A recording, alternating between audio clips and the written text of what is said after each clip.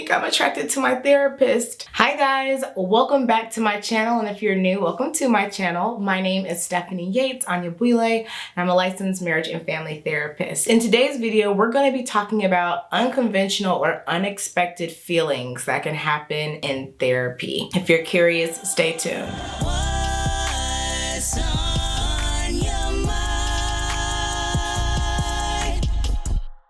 So one of the things that happens in therapy a lot of times that we don't really talk about is that sometimes the relationship between therapist and client can become blurred. And the question is, why does this happen? Is this normal?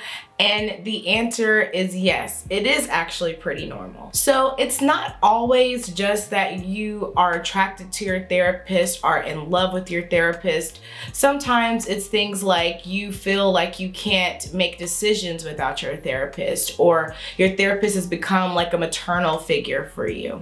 And it's through a process that Freud coined called transference. So transference is a concept that was developed by Sigmund Freud that describes the process of a client projecting unresolved feelings, typically from their primary caregivers, onto the therapist. So for example, if the therapist is silent, the client might interpret that as they are judging them. Transference is all about the relationship between therapist and client and who the therapist comes to represent for the client. I have had clients come to me, for example, and talk about having difficult relationships with their mothers and saying that therapy has almost remothered them, that they've found a new maternal figure. Sometimes these relationships through transference can be helpful and healthy and helping you to reframe your narrative, recognize that you are likable, recognize that you are lovable, but sometimes they can be inappropriate and actually hinder therapy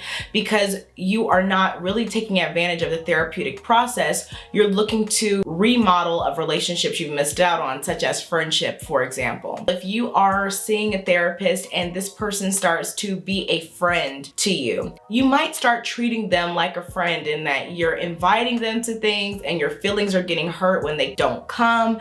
You might start feeling like you wanted to check in with them, ask how they're doing when they ask how you're doing. You want updates on what's happening in their life, and you become stuck in what we call the chat trap, where you're just having friendly conversation but not discussing anything on your treatment plan for most of your session. These are things that are not necessarily productive through the therapeutic process. So the process of transference is something that whenever we are in supervision or doing peer consultation with colleagues, we're always checking in about, how do you believe the client is responding to the therapeutic relationship? If, for example, you are experiencing romantic feelings toward your therapist, it's probably a result of developing emotional intimacy with that therapist. So what can happen is that in your personal life, you might be a very popular person, but the people around you don't really know that much about you or know really who you are. Yet in therapy, you're sharing these huge revelations, you're sharing secrets that you had never talked with anyone about. You're discovering things about yourself, and you start developing this safe space with your therapist that you've never experienced in your life. When you feel that comfortable with the person, it is easy to mistake or equate that to a feeling of being in love or being attracted to this person, when in actuality, what you're feeling is safe. Now, I'm not going to tell you whether or not you're really in love. Maybe you are. You might actually be in love with this person, but because of the dynamics in therapy, it's very difficult to be able to do anything about those feelings. Your therapist could lose their license if they are to pursue a relationship with you, or if they are to help you test out these romantic feelings towards them. As a matter of fact, one of the top ethical violations where therapists end up having to have a license suspended or revoked is due to inappropriate relationships with clients. So this is something that happens quite often, and it's not always one way, right? It's not always just you're in love with your therapist, because we also have the concept of countertransference. Countertransference describes when the therapist is projecting back onto the client their own unresolved issues. So if the client is silent when the therapist says something, maybe they think that they've asked the wrong question or they're doing something wrong. That is how the client affects the therapist. So if we're in supervision, if we're in peer consultation, you cannot ignore the fact that these clients and the situations that you all are talking about may actually make certain feelings arise in you. And it's not always positive. When we're talking about transference and countertransference, I've talked about it so far in a way where, you're in love or you feel so safe, but sometimes it's the opposite. Sometimes you have clients or a therapist or situations that actually make you really angry and triggered, and you start playing out dynamics where you've experienced those feelings in the past, or might be even experiencing them currently. So if I have a client, for example, that reminds me of someone in my life that I have felt hurt or harmed by, someone that I felt did not show me love or made me feel rejected, I might be more sensitive or vulnerable in those sessions. I might be worried about the things that I suggest in fear that this person is going to reject me. Even though this is a completely different relationship, a completely different person, because of what they remind me of, I might be tempted to hold back some of the things that I could share or questions that I could ask out of fear of seeing old dynamics that have played out with other people. So countertransference is another very important thing to pay attention to, and it's something that we are constantly evaluating when we're talking with our colleagues or our supervisors about what we're experiencing in therapy. The thing to remember about countertransference especially is that it really hinders the therapeutic process and relationship, because most models call for a therapist to remain as objective and neutral as possible. And when we're in a position where we're looking at a client as more than just a client, as someone who can trigger us, as someone who makes us have romantic thoughts, that is jeopardizing that neutrality and objectivity that we are trying to achieve in therapy. So the question is it normal to be attracted to your therapist? Yes, it is normal, because it might be a relationship dynamic that you've never experienced before that feels really healthy and really good, and you crave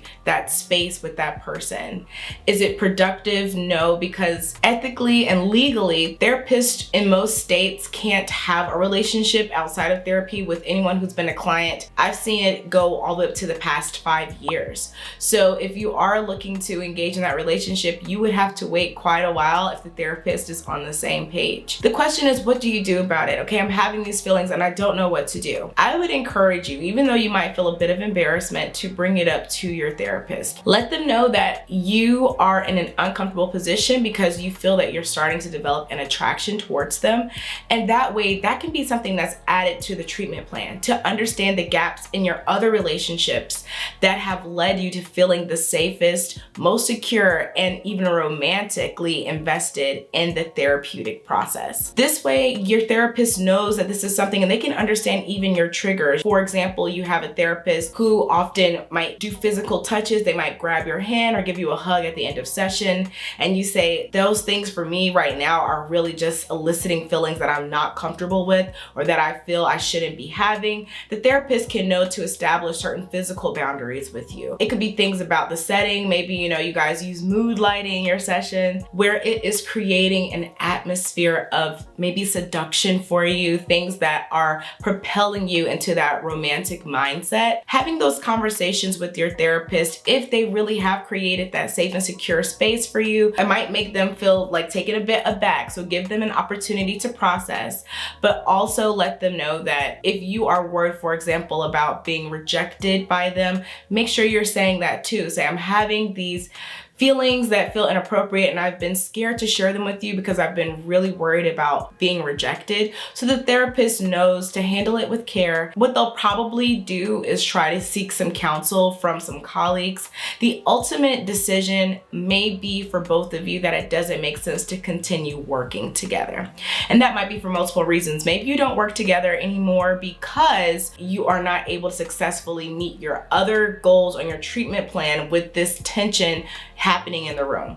Or maybe you start working together because you are both interested in being in a relationship and you're comfortable waiting for a few years for that to be acceptable or ethically viable. Whatever the case may be, I think the best approach is to actually talk to your therapist about your feelings. And that goes the other way around, right? If you're having negative feelings, I have had clients tell me, when you share certain stories about your life, I feel that you are minimizing my experience. And that is an example of transference, right? If I'm sharing so much about what's happening in my life that my clients are now feeling alienated or isolated in their sessions, that's something I need to be aware of so that I can make adjustments. And that's not the case for every client. Each client is different. Some clients like self-disclosure, for example, so that they feel like they are talking to a human, not a robot. But other clients, they want that blank slate, that person they can talk to. They don't want to relate to them. They just want someone they can process and unload what's happening with them. So your therapist should not take offense to what you share with them. They will be very familiar with the process of transference and countertransference.